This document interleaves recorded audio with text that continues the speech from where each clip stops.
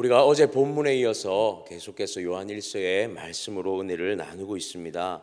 사도 요한은 이어서 계속해서 서로 사랑하는 것에 대하여서 말씀하고 있는 것이죠.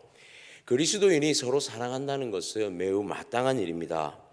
특별히 12절까지의 말씀은 그 서로 사랑하는 것에 있어서 가인의 미워함에 대해서 닮지 말 것에 먼저 초점을 맞추며 언급하고 있었다면, 오늘 우리가 본 13절부터의 말씀은 이 아벨의 관점에서 그 말씀을 정리하고 또한 전하고 있습니다. 13절의 말씀을 보면 이렇게 기록합니다. 형제들아, 세상이 너희를 미워하여도 이상히 여기지 말라. 13절에서는 세상이 성도를 미워하는 것을 이상히 여기지 말라고 말씀하고 있습니다. 미움을 받는 아벨의 입장인 것이죠. 미움을 받는 성도의 입장입니다. 세상은 우리를 미워할 수밖에 없습니다. 그 이유가 무엇이냐면 우리는 세상에 속한 자가 아니라 빛에 속하여 있기 때문입니다. 미워함을 우리가 받는다는 것, 우리가 이미 우리의 소속이 생명으로 옮겨졌기 때문인 것이죠. 14절이 이에 대해서 기록하고 있습니다. 우리는 형제를 사랑함으로 사망에서 옮겨 생명으로 들어간 줄을 알거니와 사랑하지 아니하는 자는 사망에 머물러 있느니라. 우리의 소속이, 우리의 위치가 생명으로 옮겨졌다라고 말씀하고 있습니다.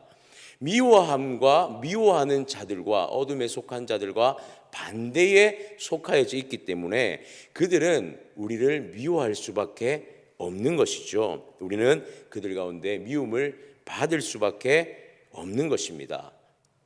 이 악에 속한 자들은 주도적으로 우리를 미워합니다. 그러나 그들에게는 무엇이 없냐면 바로 생명이 없습니다. 그들은 가진 것처럼 우리를 미워합니다. 그러나 그들에게는 정작 생명이 없습니다. 15절을 보면 이렇게 기록합니다. 그 형제를 미워하는 자마다 살인하는 자니 살인하는 자마다 영생이 그 속에 거하지 않는 것을 너희가 아는 바라. 빛에 속하여 있는 자에게 있는 것이 무엇입니까? 생명입니다.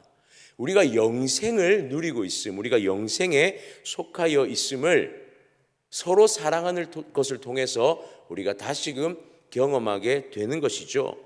이것을 열매로 알리라 하시는 그 주님의 말씀으로부터 우리는 이 말씀이 비롯되었음을 알 수가 있습니다. 우리에게 서로 사랑하는 그것, 우리가 서로 사랑하는 그 행위를 통하여서 우리가 생명에 속하여 있다는 것을 끊임없이 확증하게 되는 것이죠. 그렇다면 우리가 서로 사랑하는 것, 우리가 빛에 속하여 살아간다는 것, 우리가 빛에 속하여 살아가는 것에 대한 이유, 근거가 무엇입니까? 그것은 예수 그리스도께서 보여주신 그 십자가의 사랑, 그 십자가의 길이 바로 우리가 이 길을 살아가야 할 그 근거, 이유가 되어지는 것입니다. 16절 말씀 한번 보겠습니다. 그가 우리를 위하여 목숨을 버리셨으니 우리가 이로써 사랑을 알고 우리도 형제들을 위하여 목숨을 버리는 것이 마땅하니라. 예수 그리스도의 십자가의 사랑은 헌신의 사랑이었습니다. 헌신의 사랑의 절정이라 할 수 있는 것이죠. 희생의 사랑인 것입니다. 형제들을 위하여 목숨을 버리신 사랑이었죠. 즉 우리가 행하는 이 서로 사랑함의 표본이 되어진 사랑의 모습이었다는 것입니다. 서로 사랑하는 것은 형제를 위하여 자신의 그 헌신된 참된 행위가 반드시 수반되어져야 한다는 것을 의미하는 것이죠. 그래서 18절에는 우리가 사랑한다는 것을 말할 때에는 입술로 사랑하는 것이 아니라 무엇으로 사랑합니까? 희생의 행동을 통해 사랑하는 것을 분명하게 강조하고 있는 것입니다. 빛에 속한 자들은 입술로 사랑하는 것이 아닙니다. 우리의 온전한 그 사랑의 행동으로 그 사랑을 표현하며 행하며 살아갈 때에 그것이 진짜 사랑이다라고 분명하게 말씀하고 있는 것이죠. 그렇습니다. 우리는 먼저 우리의 소속이 어디인지를 확실하게 해야 합니다. 우리가 형제를 사랑함으로써 우리가 빛에 속하여 살아가고 있다는 것을 우리는 매일매일 확증해 나가야 되는 것이죠. 그 형제를 사랑함을 통해 우리는 미움을 받을 수 있습니다. 우리는 빛에 속하여 살아가는 것을 통해서 우리는 세상의 미움을 받을 수밖에 없습니다. 그러나 우리는 그것에 흔들릴 필요가 없는 것입니다. 우리가 미움을 받는 것은 그것은 우리에게 주어진 영광이고 우리의 면류관인 것입니다. 우리가 빛에 속하여 살아간다는 것에 우리는 기뻐해야 하고 즐거워해야 하고 감사해야 되는 것이죠. 나아가 우리가 빛에 속하여 살아갈 때에 우리의 그 모든 사랑의 행위는 입술의 사랑이 아닌 희생과 헌신의 분명한 모습으로 드러나는, 열매가 드러나는 사랑이어야 할 줄 믿습니다. 우리가 그 사랑을 분명히 붙들고, 그 은혜를 붙들고 살아가야 하는 것입니다. 우리가 한 가지를 더 이 새벽에 살펴보기를 원합니다. 이렇게 살아가는 우리에게, 이렇게 우리가 빛에 속하여 희생과 헌신의 사랑을 행하며 살아가는 우리에게는 분명한 유익이 있다는 것을 오늘 말씀은 또한 밝혀 보여주고 있습니다. 그 첫 번째 유익이 무엇입니까? 우리가 진리 안에 속하여져 있다는 것을 다시 한번 깨닫게 합니다. 19절 말씀 함께 보겠습니다. 이로써 우리가 진리에 속한 줄을 알고 또 우리 마음을 주 앞에서 굳세게 하리니, 여기서 진리에 속하였다는 것은 우리가 단순히 그냥 그 안에 영역에 들어가 있다라는 정도를 넘어서서 하나님과의 그 온전한 깊이의 문제를 다루고 있는 것입니다.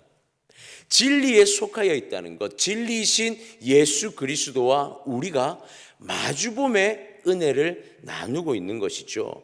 특별히 22절에는 그것에 대해서 계명을 지키는 것이다 라고 언급하고 있습니다. 계명을 지키는 것. 이 계명을 지키는 것을 볼 때에 이 계명이 수요일에도 한번 말씀을 드렸지만 이 계명의 집약체가 무엇이었습니까? 십계명의 말씀이죠. 특별히 우리는 십계명의 말씀을 보게 되어지면 그 1계명의 아주 특별한 은혜를 발견할 수가 있습니다. 너는 나 외에는 다른 신을 내게 두지 말지니라 하는 그 십계명의 1계명을 조금 더 명확하게 분석을 해보면 그 십계명의 1계명에 나 외에는 이라는 단어에 파넴이라는 단어가 들어갑니다. 이것은 그냥 앞에 두지 말라가 아니라 눈앞에 우상을 두지 말라라는 의미입니다. 즉 하나님의 눈과 우리의 눈이 마주보는 그 사이에 그 어떠한 우상도 있어서는 안 된다라는 것이죠. 즉 계명을 지킨다는 것은 하나님의 눈과 우리의 눈, 진리이신 예수 그리스도의 눈과 우리의 눈이 더 밀접하게 더 가까이 보여진다는 것과 같은 의미입니다. 하나님과의 온전한 관계가 더욱더 선명하게 보여지는 것이죠.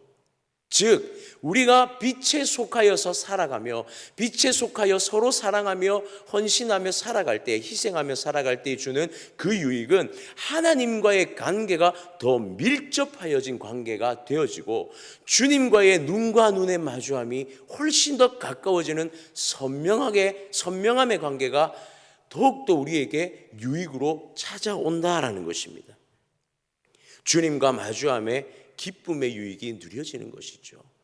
사랑하는 성도님들, 형제 사랑하기를, 서로 사랑하는 것을 단순히 우리에게 주어진 육체적 유익을 바라봄이 아닙니다.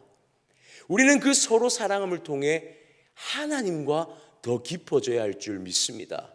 하나님과 더 가까워지는 은혜를 누리게 될 줄 믿습니다. 세상의 육체의 것을 우리가 위하여서 섬기고 희생하고 헌신하는 것이 아닌 다시 한번 주님과 더 가까워지는 것에 우리가 초점을 맞추어서 그 유익의 은혜를 누리기 위하여 우리는 희생과 헌신의 사랑을 해 나가야 할 줄 믿습니다. 또한 두 번째 한 가지 더 유익이 있습니다. 그 유익이 무엇이냐면 죄에 대하여서 담대하여지는 유익이 있습니다. 21절의 말씀 함께 보겠습니다. 사랑하는 자들아, 만일 우리 마음이 우리를 책망할 것이 없으면 하나님 앞에서 담대함을 얻고, 이렇게 말씀합니다. 하나님 앞에서 담대함을 얻는데 어떤 것에 대한 담대함입니까? 우리를 책망하는 것에 대한 담대함을 얻는다라는 것입니다. 즉 죄에서 담대함을 얻는 것이죠. 하나님과 마주봄에 부끄러움이 없는 것입니다. 하나님과 함께 마주보는 것에 우리는 더 이상 정죄함이 없고 부끄러움이 없고, 주님을 마주보는 것에 우리는 기쁨과 사랑이 충만하여 지는 것입니다. 담대하여지는 것이죠. 우리가 하나님의 눈을 마주보는 것에 담대할 수 없는 이유, 우리가 하나님의 눈을 마주볼 수 없는 이유는 우리 안에 있는 그 죄성 때문입니다. 하나님께는 없는, 우리 안에 없는 그 거룩함. 그러나 우리가 하나님과의 더 그 깊은, 하나님 앞에 우리가 희생하고 헌신하는 그 형제 사랑을 해 나아갈 때마다 우리는 주님과의 그 더 선명해지는 기쁨을 통해 더 이상 죄에 속한 자가 아닌 죄에서 자유함의 은혜를 주님 앞에서 누리게 되더라는 것이죠. 하나님의 계명을 지키는 것은 죄에서 자유하여지는 것입니다. 죄가 우리에게서 떠나가고 주님을 마주보며 부끄럼 없이 나아갈 수 있는 것, 주님의 눈을 바라보는 것에 우리는 더 기뻐하면서 나아갈 수 있는 것이 바로 형제 사랑함을 통해 누려지는, 빛에 속한 자로서의 누려지는 참된 유익이더라 하는 것이죠. 사랑하는 성도님들, 우리는 이 말씀을 기억해야 할 줄 믿습니다. 하나님 앞에서 빛에 속한 자로 살아가는 것은 어쩌면 우리가 세상 가운데 살아갈 때에 미워함을 당할 그런 일입니다. 그들과 우리의 소속은 확연하게 다르기 때문이죠. 그들과 우리의 소속은 완전히 반대되는 곳에 소속해 있기 때문에 우리는 세상에서 빛된 자녀로 살아갈 때에 손가락질 당하고 질타받으며 어리석다 함을 들을 수도 있습니다. 그러나 그것은 마땅한 것입니다. 그것은 우리가 마땅히 감당해야 할 것이고, 나아가서 그것이 우리의 영광인 줄 믿으시기를 바랍니다. 얼마나 감사한 일인 줄 모릅니다. 하나님 앞에 살아가며 세상을 질타를 받는다 할지라도, 그러나 우리는 기억해야 합니다. 그 삶을 살아가는 우리에게, 그 삶을 온전히 걸어가는 우리에게는 하나님께서 반드시 그 유익을 누리게 할 것이라 약속하고 있습니다. 하나님과 더 깊어지는 것, 하나님과 그 마주봄이 더욱더 선명하여지는 것. 고린도전서 13장에는 이렇게 말씀하죠. 지금은 우리가 거울을 보는 것 같이 희미하여 보이나 그날에 이를 때에 우리는 어떻게 봅니까? 선명하게 보게 되는 것입니다. 그 얼굴을 더욱더 선명하게, 주님의 얼굴을 마주하게 될 것이라는 것이죠. 우리가 믿음의 자녀, 빛의 자녀로 속하여 살아가며 기뻐하며 즐거워하기를 간절히 소원합니다. 하나님 앞에 이 걸음을 걸어갈 때에 우리는 그것에 기뻐하며 즐거워하면서, 우리는 이제는 더 이상 그 죄의 자녀로서가 아니라 그 죄에서 담대하며 살아갔으면 좋겠습니다.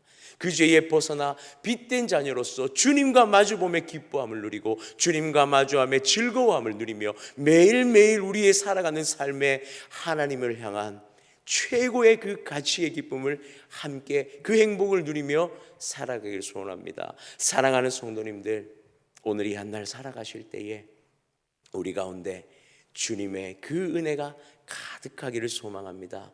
형제 사랑함을 통하여서 다시 한번 하나님과 깊어지고 하나님과 마주함을, 또한 이후에 만날 주님 만날 그 선명한 만남을 기대하며 소망하며 나아가는 최고의 기쁨의 한날이 되어지기를 간절히 축복합니다.